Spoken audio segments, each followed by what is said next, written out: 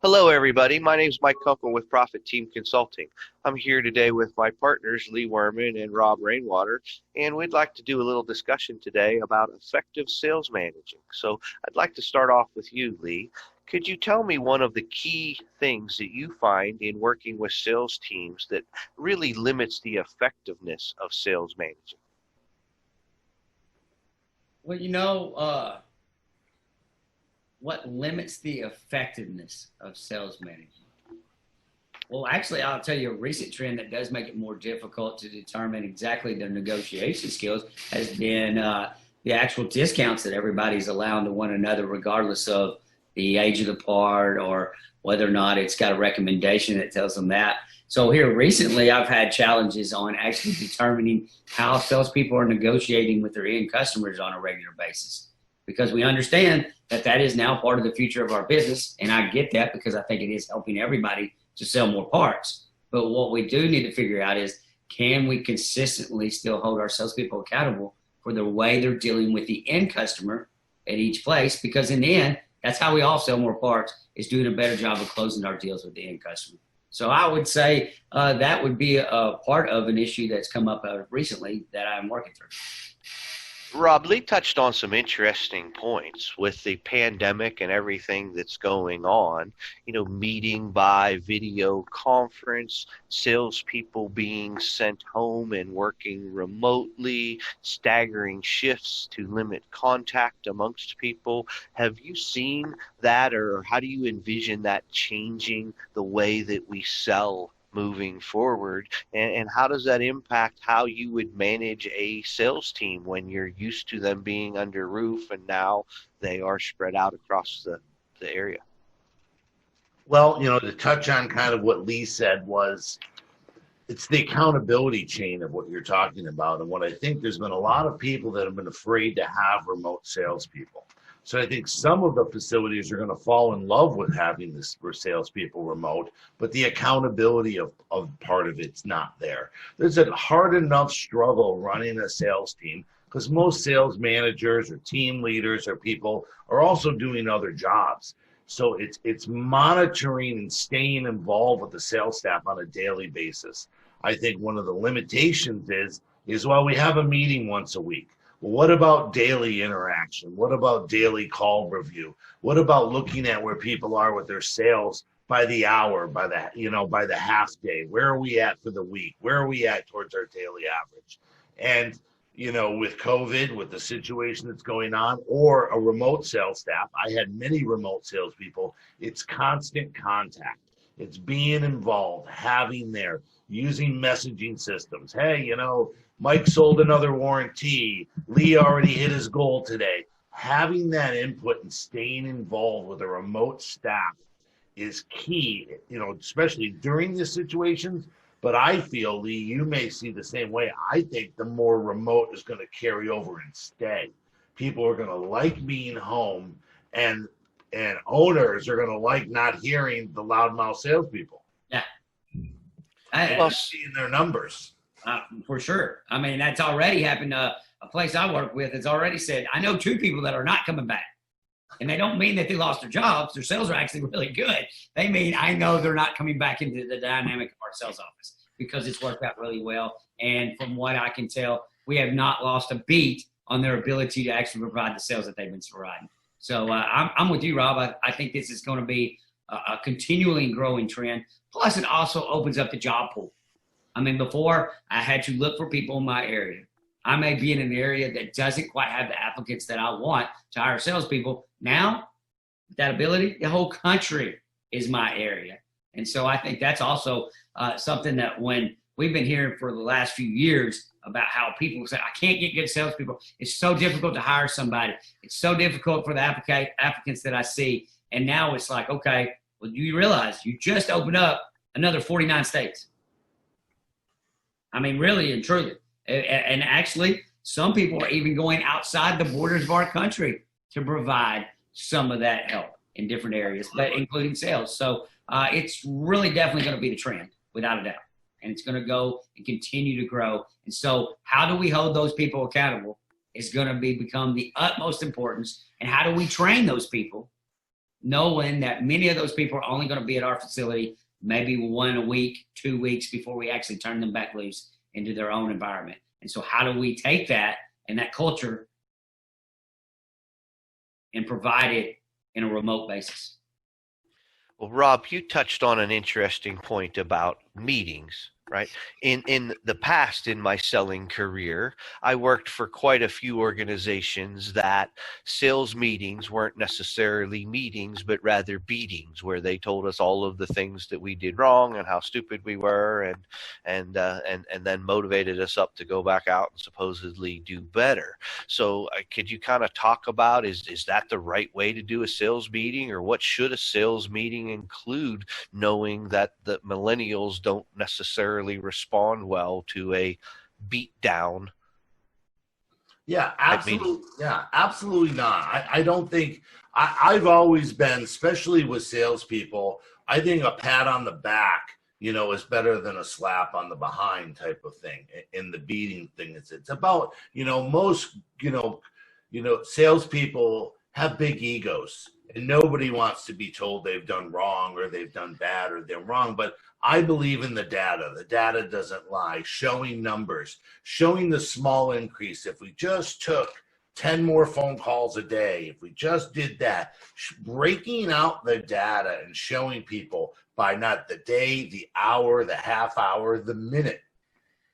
What are your invoices? If you're doing 20 invoices a day, we're figuring out what that is an hour. We're figuring out what that is. Breaking down the data and staying in communication to show him just what one small change can equal as we go on. Data to me is the king, especially with the millennial. Information, information, information, information, information. But I'm also a firm believer in setting the expectations. We have to make sure everyone knows what's expected.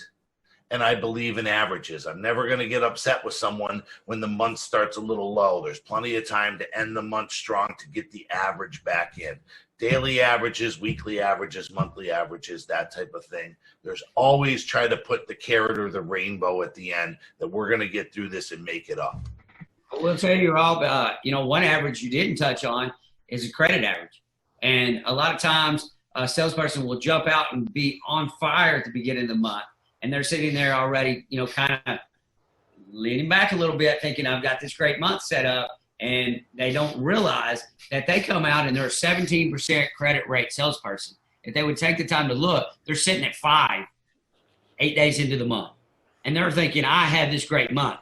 Numbers come back to their averages. If I've been a 17 a month salesperson when it comes to my credit, it's going to get there at some point. Maybe not completely that month, but it means that I've got a reckoning coming. I cannot rest on my laurels. I think a lot of salespeople forget exactly some of those things that can continue to motivate you on a regular basis. Absolutely. And again, and I think, Lee, you touched on it. We talk about the sales. What would happen if you could lower your return percentage from 17 down to 14 or 13? Right? If you worked hard on making sure you're getting your lefts and your rights and the this and the that, and you're checking bins and you're doing things to make your accuracy a little better between you and your customer, if you could lower that return rate, what that would do to your sales overall on a daily average, monthly, weekly, same thing. Is working on it yourself to be better. And the one thing that you just touched on, that the one is probably that everybody's the most guilty of, is they'll get the VNs because it's company policy. But what they do with the VNs is an interesting thing, because a lot of salespeople don't bother to actually use the VN to determine the accuracy. They just did it because the corporation or the company they work for really says that's important. They don't understand that, hey, I really need to take that information back and truly make sure this is going to be an accurate part. I can't just trust my customer, even though it is somebody in the industry. Back to Mike's question, though, about how the sales meetings should be run. I am completely on board with Rob in that aspect of the sales meetings themselves are more about, okay, this is where we are. This is the benchmarks of where we are. A lot of salespeople, even though you are right about the data, will tell you that data doesn't change the way I handle my phone calls. That you're looking at numbers. The numbers aren't what make me sell. My phone calls make me sell. So I go back to both. You're right. They need the data for the report card on how they're doing is the way I will approach that with people. But I also will go into the fact that the data isn't everything. It's the phone calls, and you know that because you listen to a bunch of them just like I do. And what I like to do to make the meetings more positive is on the individual meetings that I might have with salespeople, or if they were to take this upon themselves and listen to their calls, is I allow them to be critical of their own calls between us and say, here is your call. What do you think this call sounded like? Here's a form that kind of shows the way structure should have gone in this call. What do you think? Where did we deviate from? What could we have done better? Did they open the door for you to sell value and you missed that open door because you weren't listening to the customer? We go through those things individually. And so that way, the motivation is if you want to be played in the group meeting, the good calls get played in the group meeting. So get your calls better. And then next thing you know, we're playing your call for everybody else to learn from the group meeting, because that is a more positive setting, exactly like what you talked about. So I completely agree with you. Beating up on people in front of other people is no longer as effective as it used to be. And not trying to get into a sports analogy, but if you notice recently, The Last Dance from Michael Jordan has come out and shown how rough he was on his teammates. And it's funny because the people from the previous generations are like, that's the way it was. That's the way you motivated. The millennials are like, I can't believe he treated people that way. I can't believe that, it shows you the progression between our generations. And so I do think that while I'm not just totally changing everything because of a new generation, I think that the direction of being positive in those meetings is a good thing for everybody to come out and then hit the ground running on a positive day of sales, and then learn individually on the things that we should be a little bit more critical about. All right, you guys have both touched on listening to phone calls and checking that. I mean, one of the things that seems to be an inherent problem with used auto parts salespeople specifically is not properly qualifying the customer, spending too much time trying to sell a part to a non-qualified customer, and then the opposite of that true is not spending enough time trying to sell a part to a qualified customer. So could you talk to me about how recording phone calls, listening to phone calls can help improve that and what a sales manager should be doing with those recorded calls with their people? Rob, you want to take that? It's a valuable tool. Leo, I'm sure Leo will touch on it a little bit, but you just don't know how your calls are until you listen to them. You think you're the smoothest, best salesperson out there. You've got it going on. You don't think there's any gaps, there's any silence. You're qualifying, you're doing your things, and it's just not true. Working with a lot of rookies right now, training sales staffs, helping train managers to train those sales staff, it takes a lot of time. And I think, I've managed quite a few sales staffs, and I have to be honest with you, when I was in the trenches doing it, I didn't listen to enough calls. I had so many other duties and things that I was trying to do that I didn't spend enough time, I believe, on the calls to the details that I should have, that I do now as being a part of that. And the calls tell the picture. And Mike, you use the word qualify, which is so correct. I need to know in the first 10 seconds, is this a retail person? Is this a wholesale person? Is this someone that's within 30 miles of my facility or 3,000 miles away from my facility? Qualifying that customer and then knowing how to proceed with the call only comes from practice. Lee and I make fun about practice. This is all about practicing your skill to become better at it. And I'm going to volley it over to Lee, because I'm sure he'll have some of the same sentiments that I have as far as the call, listening to the calls. And Mike, you're spot on. There are so many calls where we don't take the time and opportunity when we had a chance to sell it, because we want to get to the next call. And the next call is really like a bird in the hand and two in the bush type mentality. And the next call is not even, it's a windshield wiper, or something like that, because we think, we're missing out on calls, because we do associate more calls with sales. And while that can be true, it also needs to be, we need to recognize we're in the middle of a call that we have potential to make a sale, or we don't have potential to make a sale. And what you referred to is the minute I realized that this is not a sellable part. This is not something I can provide. I need to find a tactful way to get off the phone immediately and get on to the next one. And then the minute I can actually say, this is a part I might can provide, then shift gears into slow my roll, take my time, qualify this whole deal, get this deal done. Don't let the distractions get me away from this, because this is gold. This is a part that I can provide. If I get in a hurry, miss providing this part because I'm so distracted about the next call, and then I get on the next call and it's something stupid that I can't sell anyway. And then it's just all I did is completely mess that up because of that dynamic. So absolutely, when you're talking about that, qualifying the customer is one way to help to determine, is this a customer that's a tire kicker, or is this a customer that is actually knows what they're doing or is going to purchase a part or is seriously in need of a part? Sometimes it has more to do with the fact that if you qualify them, you find out they don't really need this part. It's just more of, I'm bored today and I thought I'd call around and check on some stuff, or I looked on. So if you find those things out, you be tactful, give them the information they need, but don't bother to have the long drawn out conversation. But the minute I'm like, this is something I can provide, I'm going to slow my roll, take a deep breath, and say, okay, how do I need to properly execute this call, because this one is worth the time. And so you're spot on. There are ones that are worth time, and there are ones I need to move on. Notice I kept using the word tactful, though, because being rude is still not being a good salesperson. So I have to be able to move on from that call, but do it in a way where I still represent the company in a good manner. And I feel, and Lee, I'm sure you'll feel the same way, we can recognize it so quickly, Lee, because of the years that you and I spent on the phone. You and I banged phones for a long time. Mike, you did it as well. But when we're in the middle of this training, we know the little techniques. We know the little triggers that these people, that part hasn't changed. And, that's where I feel that you and I can immediately start, teaching from those little cues that the customers are giving you.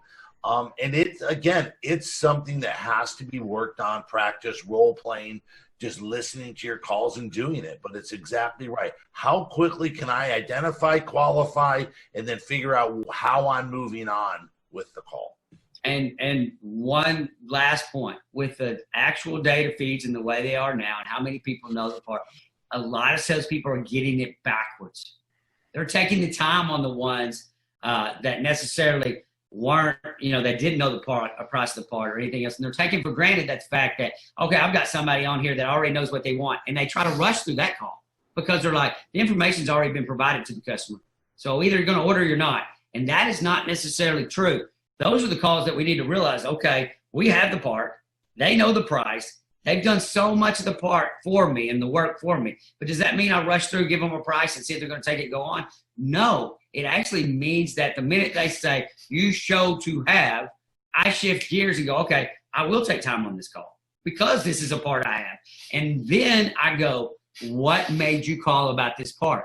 So I'm still shifting gears. I'm not immediate. I want to find out what is making you want this part. And then I'm going to use that information to take my time and finish this deal appropriately, rather than rushing through thinking, because they already know the information, I don't have to give them all the information.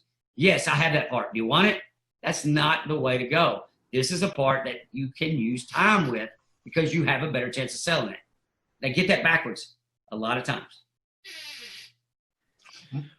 Well, good. You guys have both kind of talked a lot about the recording the calls and listening to calls.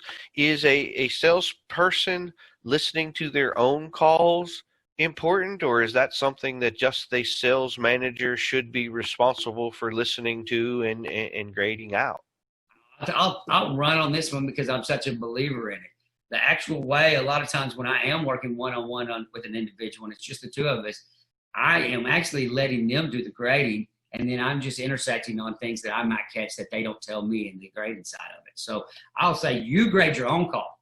You learn how to grade. The reason I want to do that is because in the end, I want to evolve to the point of, if we can, depending on the facility and who we're working with and the system and everything else, I want to get to where everybody understands how to do their own grading so that they can become active and say, give me 2 calls and I'm going to grade my own calls on a regular basis, because I have been working through this with Lee or with Rob. And now I've kind of caught on to some of the things that I need to listen for in my phone calls. So that my whole goal in those one-on-ones is to actually get that to where that person is comfortable critiquing themselves. And then another thing I will tell you is, as a salesperson, I tell them all the time, when you think you did a perfect call, write down the time. Email your sales manager, email your owner and say, I think I just did a perfect call. Can you give this call to me? Can you provide that to me? Do you want to listen to it? Do you want to tell me? Or I think I just missed out on a part I should have sold. Can you pull this call and send it to me? Now that I have time, I want to rehash why I did not get that sale done.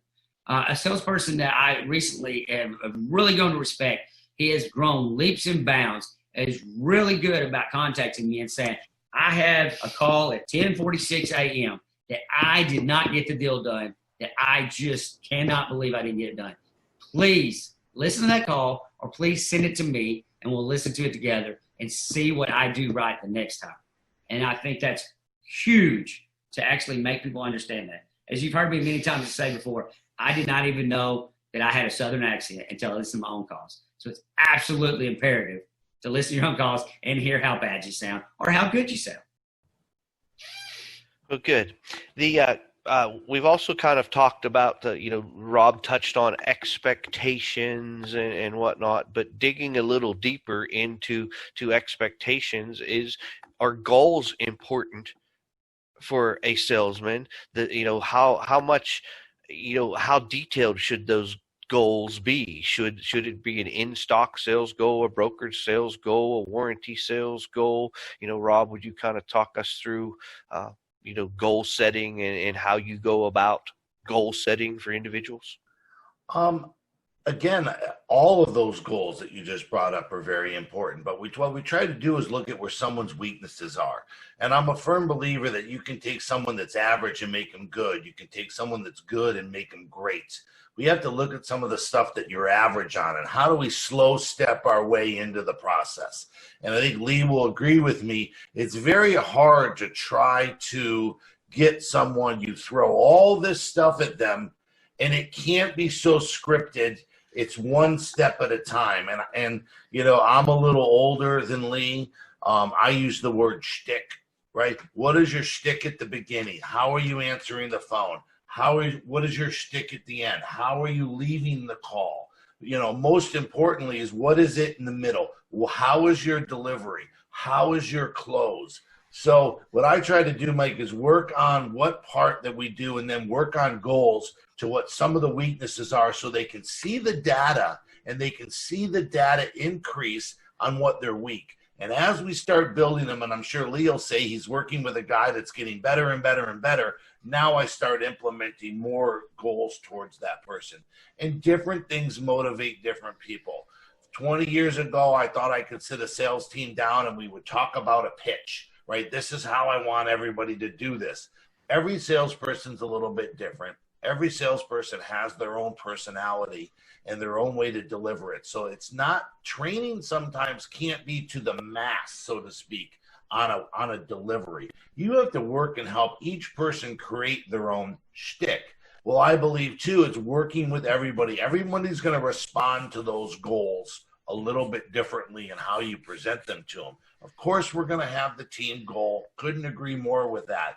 But striving individually, making them come up with some of their goals. And it can be as simple as call handling, callbacks, right? How many recovered sales did I make from the callbacks? All those little things to try to make the motivation in there. But I'm a firm believer there has to be a scoreboard. How do we know if we won or lost if there's no scoreboard? We have to have it. I'm a firm believer in it. Well, Lee, Rob touched on the importance of setting the goals.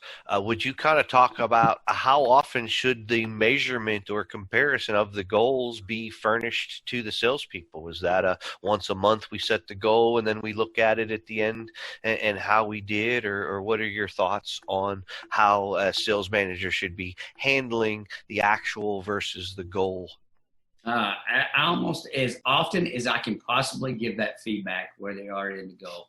I do think, depending on the goal, on what you can do. But for instance, if you were to talk about Rob's goal of callbacks and say, really like to follow up on quotes or good deals, consistently get to where you find time to make 20 outbound calls, that might be one where I actually look at halfway through the day and go, you're at 5 calls, just to kind of give them something. But if I'm actually talking about the things that I've set out for them to accomplish through the month, then absolutely daily, every other day. And it depends on the people and how they react, because there are some people that they're struggling, say, and they have 3 days in a row that are bad. And then here lately, this really will apply during the times of the pandemic, because right now we're dealing with more of a roller coaster on sales than we've ever dealt with before. High days, low days, high days, low days. That's because the backlogs at all our places that used to consistently order are not there. So all of a sudden they have work, and then they don't have work. They don't have work. And so what happens is somebody can actually get distracted by those bad days. So at times, I might actually change the frequency that they see where they're at in conjunction with their goal. So for instance, I generally would try to provide it on a daily or every other day basis and say, here's where you're trending. Trending is a big deal. You don't just show them where they're at on their current goals. You show them this is where you're trending. This is how you're going. But I might run into 2 or 3 bad days and recognize that this person generally gets down on themselves when they see that. So I might say, okay, being a roller coaster, let me wait another day and see if they have one of these monster days that they've been having occasionally. And then if that pulls them back up, then at least then I'll provide it to them at that day and say, okay, look, yeah, I know you were starting to get down the dumps. All it takes is one good day to get you right where you need to be, and then provide it to them. And then sometimes it's somebody that needs a good kick in the tail on a regular basis because that's what they like. And I'm jumping on that. 3 bad days in a row, here you go. So really and truly, I think when we're managing the way we should be, we might even be adjusting the frequency of the amount they see the goals based off the personality and what we see from the actual individual when we're dealing with them. But regardless, it's a report card. It's a scorecard, a scoreboard, as Rob said. And so it has to be on a consistent basis so that they know where they are. If you wait till the end of the month, you wait till it's too late to correct anything, then you're not actually getting what you need out of the goal. The goal is there to provide them what they're capable of. The scorecard is there to see where they're at in that capability. If I don't show them that consistently and early enough that they can correct things that they may be making mistakes with, or situations where they may need to even hustle a little more, I've got to do that early enough where they still have a chance to hit that goal. All right, and Rob, would you kind of touch on this? I mean, as a sales manager, I'm constantly hit with negativity, right? The price is too high on this, the price is too high on that. They want to cut this. This was damaged, this was missing. The production team dropped the ball. So everywhere I go is always negative things. But as the sales manager and everybody looking to me, how important is setting a positive attitude amongst the sales team? Absolutely. It has to be that way. And the front of the house has to work with the back of the house. And like you said, Mike and Lee, we talk about data all the time. I use the data. I've collected the missing, the damage, the bad. I collect the data and say, guys, they're running at 97% back there. If the sales staff was running at 97%, we'd all be, it'd be cupcakes and rainbows. So use that data that's in the back there to let them know, yes, you're a lot of times the sales staff does to the back of the house what the customers do to the sales staff. It's not what have you done for me lately. Right? That's what it is. They don't remember the 48 good parts they got, or the guy stayed after 5 to save you because you build out the wrong door, build it to the wrong customer. So use that data to show in a percentage from the back of the house to the front of the house that it's there. And I also want to add to that, Mike, that you said Lee talked about the goals and the settings. I was a big believer in looking for a return on the investment for the inventory bought. I was always there to make sure that my staff knew that, hey, we spent X amount of dollars in cars this month. We dismantled this many more cars. Just because we did that, your sales should go up. What are you giving me back on my return on my investment? We've upped our car buying. We've upped our average car price. We've upped our dismantling. This is what I've done for you. I'm filling the shelves. This is what the expectation should be in the return on investment for what I've done. And I would always do that at the end of the year when I would get back from profit team meetings, and you two would set my goals and what I had to do for buying and what I had to do for sales and everything. I would share some of those numbers and saying, listen, I have to buy X amount of more cars. And this is the return on the investment that was going to be there. Use that data to create that goal and that expectation that we've built in the increase already for you. And I expect more freight, warranty, core, all the rest of the avenues that are there, because we're making an investment in you, and this is what we expect. That is spot on exactly what you just said. As far as I have invested all of this in you, and this is the expectation of what that investment should have supplied. When people project their sales and all those things, that's also why you provide not just 1 month goals. A lot of times in our meetings, you know this, we provided 3 and 6 month goals. And those goals will be out there in a goal sheet that I might provide to somebody. It shows this month, this is what your expectations are. But over a 6 month period, this is where we need to be.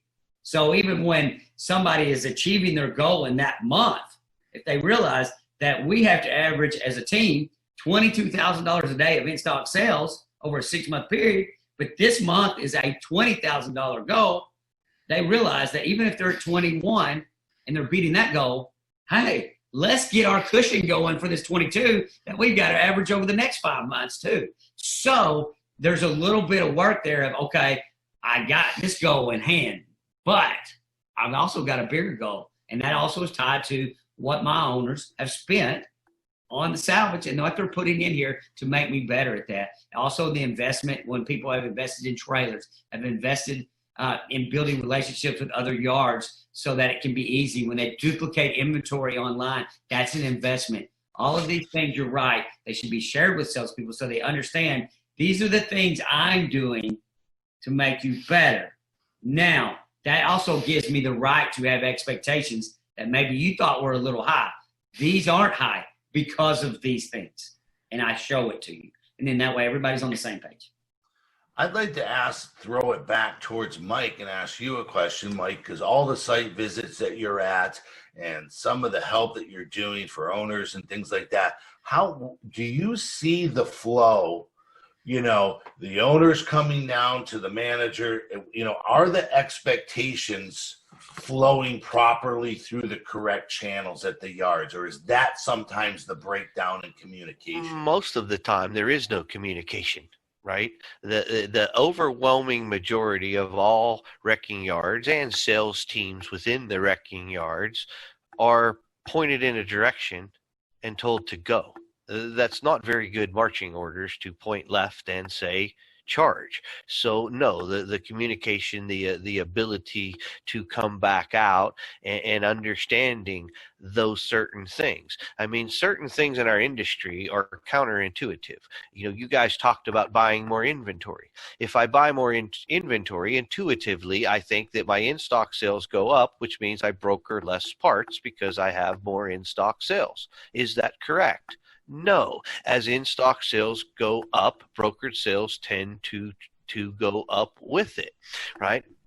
You know, there are certain traps that we can fall into. When I have an increase in my inventory, who sees that inventory first? Other auto recyclers. So I can have an increase in my sales without necessarily having an increase in my sales ability, just because of the fact of where I'm located and it's convenient or at a price point that other auto recyclers are apt to purchase it. You know, quickly there. So the ability to push out those messages, to have an in-stock sales goal, a brokered sales goal, a warranty goal, all of those things become really important. And in-stock sales tends to be a byproduct of the buying. Brokered, warranty, freight, and core tends to be a byproduct of the salesperson's effort. So one more question I'd like to throw back to you guys before we wrap this up is, As an effective sales manager, right, one of my jobs is to be able to increase their ability to sell certain things. One of the areas that we continually see under improvement on is the salesman's ability to sell warranties. So starting off with you, Rob, could you give us one tip that on how it's easier to sell warranties, if there's a terminology change, anything along that lines that you would give to everybody as a kind of a parting tip to increase warranty sales? To add to it, yes, there are some ways you can do it, but the number one thing is building trust and value in yourself, building trust and value in the parts. That's what's going to help you tell your customer that they need to have this extra protection. And instead of speaking the terminology of, would you like to buy a labor warranty? What I'd like to use, would you like to buy a labor protection policy? Would you like to buy a labor protection warranty? How would you like to do that? Because no one's heard the word labor protection. So now your customers are going to ask you, what is labor protection? And really, that is what a part and labor warranty is. You're trying to protect the investment of the money that they're spending for the installation. This will lead into, and Lee does this well, what was it going to cost you to have that part installed? The extra $150, the extra $200, that's going to help you protect that money in case there is a problem. The part comes with a standard replacement warranty, but we would like to protect your labor. It's just a different way to pitch it. But if you haven't built trust and a relationship with your customer, it's going to be very hard to pitch any type of extended warranty or lifetime warranty to your customer. You have to be able to build that trust and word it, satisfy what their expectations and their needs are, and you'll be able to increase your warranty sales 100-fold by using different terminology like labor protection, trust, value, are some of the key words. Lee, you want to add to that? Well, I wanted to steal your gig for labor protection because I think that's good and I like it, but you've answered first. So since Mike gave you a pony up, I'm in trouble. Now I get a little credit once, one out of 10. I'll actually kind of pounce on what you said and kind of take it back to the fundamentals. Why did you use the word labor protection? I'll tell you why. Because it makes the customer ask you why, but or what it is. When they ask you what it is, what are they really making you do? Your job of explaining it and providing value. So I will say that what you brought up is it works. But the reason it works is because it holds the actual salesperson accountable to some extent to explain what it is they're selling. So I will go one step different and say, if they would just take the time to properly explain the benefits of a warranty and actually believe in that explanation while they're saying it, they're going to be much more productive than selling warranties. It's so true. Absolutely. So true what you say. They don't explain even what the standard warranty is. And that is when I go into my old song and dance shtick. Yes, I have the part. It's clean, it's tested, it's ready to go. It comes with a 6-month part replacement warranty, or for an additional $175, we can add a labor protection warranty. What is that? Labor protection? You don't know what that is? Well, let me explain what labor protection is. If you have your shtick and you're ready to go with explanations in detail to how you're going to help protect your customer and satisfy their needs, that's building trust and value. That's how it has to flow off of your tongue. And it's easy for me because I've been talking since I came out of my mother's stomach, right? Too much, everybody thinks. But talking like that's very easy for me. It's not that easy for everybody. And the only way it is, for some people, it's uncomfortable. And the way it becomes comfortable is what, Lee? Practice. Practice. You won't talk to me about practice. And kind of going on that part, I also will say, that if you do your job and explain it, and then you sell it to somebody, and then it happens, unfortunately, and they need the warranty, and we do a good job of having explained on the front end, so there were no surprises as well. In other words, I didn't explain to you that I'm capped at this much labor, and so now you're looking at me like, why do I still have a bill when you told me that I had my labor covered? So if I went through all of that and still believe in the benefit of that and still sell it to you. But then they have a good experience when it does happen because there's no surprises. Then I'm also more apt to be able to sell that customer more and more warranties because now they have seen the benefit of it. And they're like, okay, from now on, price me everything with a warranty. I'll pass it on to my customer a lot of times, and then we'll do that. One other thing that I will tell you is that if you have a good relationship with a garage, educating your garage on the fact that they can mark up an extended warranty themselves for an additional amount of money is something that we miss out on a regular basis. As an owner, to promote my warranty sales, I used to visit garages all the time and go, hey, when I sell you $1,000 engine, how much do you mark it up? Oh, and honestly, it will shock people when they find out how much of our product is marked up and how high it gets to the end customer. It blew me away on some of those answers. But then I would be like, okay, if we sell you a $200 extended warranty, why can't you sell that for $250, $275? Do you have that ability? Well, I've never thought of that. He have to mark it up as much, and he can sell more.